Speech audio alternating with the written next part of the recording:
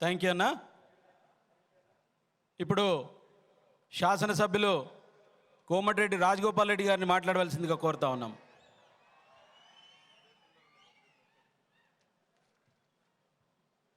ఈరోజు చేవెళ్ళ నియోజకవర్గంలో కాంగ్రెస్ పార్టీ కార్యకర్తల సమావేశానికి విచ్చేసిన వేదిక నంచిన పెద్దలందరికీ,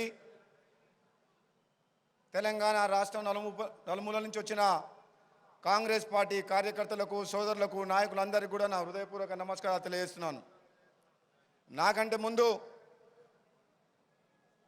హనుమంతరావు గారు చెప్పిండ్రు, తెలంగాణ వచ్చిన తర్వాత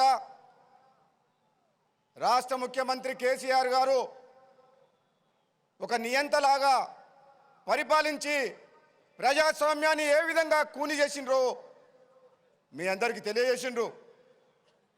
దేశ చరిత్ర కాదు, ప్రపంచ చరిత్రలో చూడండి, ఎంత పెద్ద నియంత్రణ అయినా సరే ప్రజలే సమయం వచ్చినప్పుడు గుణపాఠం చెప్తారో అదే గుణపాఠం వచ్చే ఎన్నికల్లో తెలంగాణ ప్రజలు కేసీఆర్ కుటుంబానికి, టీఆర్ఎస్ పార్టీకి చెప్తారని చెప్పేసి కూడా మీ అందరికీ నేను చెప్తున్నాను. కాంగ్రెస్ పార్టీ కార్యకర్తల మీద జరుగుతున్న దాడులు కానీ, టీఆర్ఎస్ పార్టీ నాయకులు చేస్తున్న దోపిడీ కానీ తెలంగాణ సమాజం అందరికీ తెలిసిపోయింది. కేవలం డబ్బుతోటి, అధికారంతో ఎన్నో రకాలుగా మాయమాటలు చెప్పి ఈ పేద ప్రజలకు ప్రలోభాలకు లోటు తీసి ఈరోజు అధికారం రెండోసారి వచ్చింది తప్పితే నిజంగా ఒక విశ్వాసం ఉన్న వ్యక్తి కాదు కేసీఆర్ గారు. నిజంగా దమ్ము ధైర్యం ఉంటే నీవు ఈరోజు కాంగ్రెస్ పార్టీ గుర్తు మీద గెలిచిన ఎమ్మెల్యేలను కొనవలసిన అవసరం నీకేమైనా ఉందా? ఒక ముఖ్యమంత్రివై ఉండి, ఒక ఉద్యమకారుడివై ఉండి తెలంగాణ ప్రజల యొక్క ఆత్మగౌరవాన్ని, ప్రజాస్వామ్యాన్ని కూలి చేసి మా నకరికల్లు ఎమ్మెల్యేని ఎంతకు కొన్నవని పడుతున్న ముఖ్యమంత్రి గారిని సిగ్గు శరమేమని ఉంటే ప్రజాస్వామ్యాన్ని ఒక ముఖ్యమంత్రిగా కూని చేయొద్దు.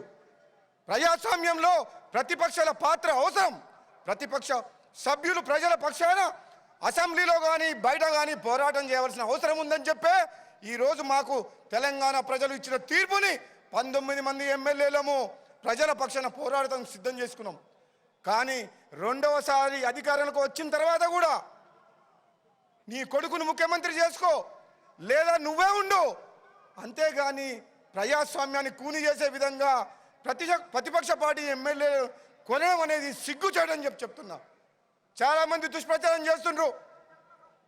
చిరుమర్తి లింగయ్య కోమటిరెడ్డి సోదరులకు ఒక ఇంటి మనిషి, ఒక తమ్ముడు, ఒక దళితుణ్ణి చదివిపించి ఎంపీటీసీ, జడ్పీటీసీ చేసి 2 సార్లు ఎమ్మెల్యే చేసినాం. గత ఎన్నికల్లో చెప్పినాం మేము, మాకు టికెట్ ఇవ్వకున్నా పర్వాలేదు, చిరుమర్తి లింగయ్యకి ఇవ్వండి టికెట్ అని చెప్పి. ఒకవేళ నాకు ఇచ్చినా సరే, మా సోదరికి ఇచ్చినా సరే, చిరుమర్తి లింగయ్య టికెట్ ఇవ్వకపోతే మేము పోటీ చేయమని చెప్పినాం. మా సీటు అవసరమైతే మా పదవిని త్యాగం చేస్తామని చెప్పి ముందుకొచ్చి కాంగ్రెస్ పార్టీ అధిష్టానంతో కొట్లాడి టికెట్ తీసుకొచ్చి కార్యకర్తల్ని ఒప్పించి మెప్పించి మేము ఈరోజు కాంగ్రెస్ పార్టీ ఎమ్మెల్యేగా గెలిపించినాం. నీకు ఏ మాత్రం నైతిక విలువలు ఉంటే నీ కాంగ్రెస్ పార్టీ ఎమ్మెల్యేలను ఎవరిని చేర్చుకోవద్దు.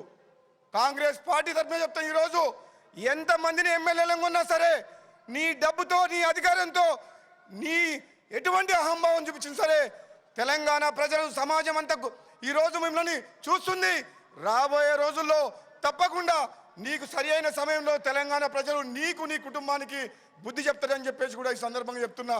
మరొక్కసారి చెప్తున్నా, కాంగ్రెస్ పార్టీ కార్యకర్తలకు, నాయకులకు, సోదర సోదరీమణులకు, ఈ భారతదేశానికి స్వాతంత్రం తీసుకొచ్చిన పార్టీ, బడుగు బలహీన వర్గాలకు న్యాయం చేసే పార్టీ, సామాజిక తెలంగాణ కావాలంటే మీరు గర్వంగా ఒక కుటుంబ సభ్యులుగా ఉండవలసిన పార్టీ కాంగ్రెస్ పార్టీ. అధికారం లేదు అని చెప్పి భయపడవద్దు, అధైర్యపడవద్దు. రాబోయే రోజుల్లో కాంగ్రెస్ పార్టీ జెండా ఎగిరేస్తాం. మొన్న మునుగోడు మీద ఎగిరేసినాం, 2023లో తెలంగాణ మీద కూడా కాంగ్రెస్ పార్టీ జెండా ఎగిరేస్తామని చెప్పేసి ఏ కార్యకర్త కూడా మీరు అధైర్యపడొద్దు. రాబోయే రోజుల్లో రాహుల్ గాంధీ గారి నాయకత్వంలో కాంగ్రెస్ పార్టీ తిరిగి అధికారంలోకి వస్తుందని చెప్పేసి కూడా ఈ సందర్భంగా తెలియజేస్తూ సెలవు తీసుకున్నాను. Thank you.